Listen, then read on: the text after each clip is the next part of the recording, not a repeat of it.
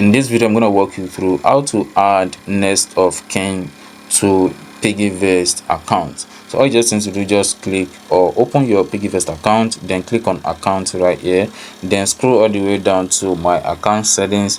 Then you're gonna see this page like this. You can see all the account settings option. Just click on next of kin.